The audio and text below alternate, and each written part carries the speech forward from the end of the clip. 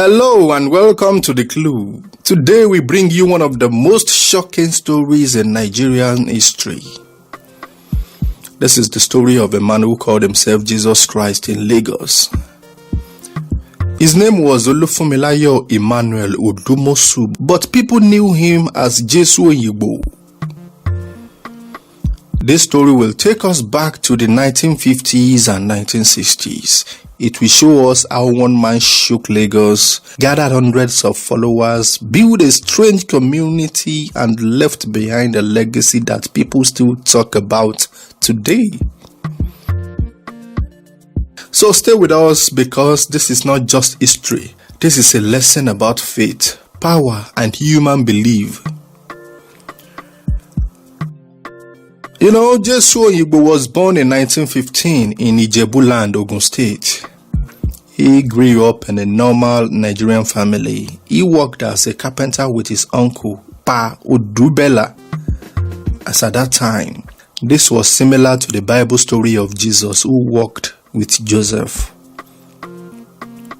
Odumosu was intelligent. He was also bold. He wanted to be more than just a carpenter. He wanted to be remembered. He lived in Lagos during a time of change. Nigeria was moving towards independence, as at the time, people were searching for hope, for leaders, for meaning. It was in this environment that Odumosu made his shocking claim. He was not a priest. He was not a bishop. He was just a man with confidence and charisma. But sometimes, charisma is enough to attract followers. So in June 1959, Odumosu declared himself Jesus Christ. He said, "I am He. I am Jesus Christ, the very one whose second coming was foretold in the New Testament." Many people laughed, but some believed him. They packed their bags, left their families, and followed him. This was the beginning of a movement that would shake Lagos. Imagine the shock in Lagos at that time, a man saying he was Jesus. Some mocked him, some feared him, but others worshipped him. Jesu Oyingbo started his church. He called it the Universal College of Regeneration.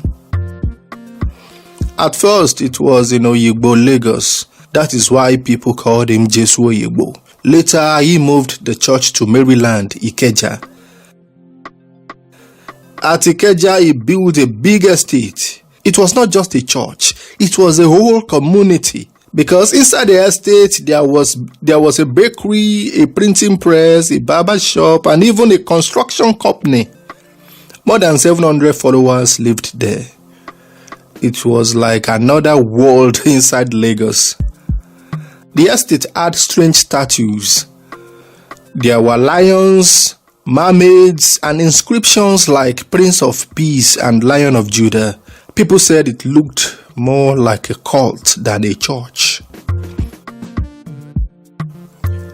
The estate was busy every day. Children played, women cooked, men worked in the businesses. It was like a small city. Jesu Oyingbo did not follow normal Christianity. He mixed Christianity, Islam, and traditional religion. He created his own style of worship. He baptized people, but not with water. He used 9 strokes of cane.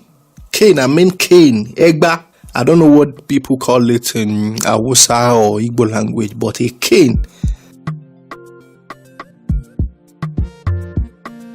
And after that, new members could live in his estate. His teachings were confusing, but his followers believed him. They said he was preparing them for Judgment Day. He told them he was the missing part of the Trinity. He said he had come to save them, and they all believed. Jesu Oyingbo had more than 30 wives. He had about 80 children. He had power over his followers. He could take their property. He could even marry their wives to other men. Some people accused him of sexual abuse and incest, but his followers obeyed him without question. Although not all his children believed in him, one of his daughters, Bukola, said, "I don't accept him as my savior. He is my biological father. Quite all right. I only have the real Jesus Christ as my savior." His family life was complicated. His wives lived in the estate. His children grew up inside the community. Some loved him, some rejected him. In the 1970s and 1980s, Jesu Oyingbo was very popular in Lagos. His name was even mentioned in Yoruba gospel songs. People came to his estate to watch films every evening. He used a projector to show movies. It was always like a festival. Neighbors said he was kind and funny. He smiled a lot and cracked jokes. But inside his estate, life was very different. He was both loved and feared at the same time. He was both admired and criticized, but he was always talked about.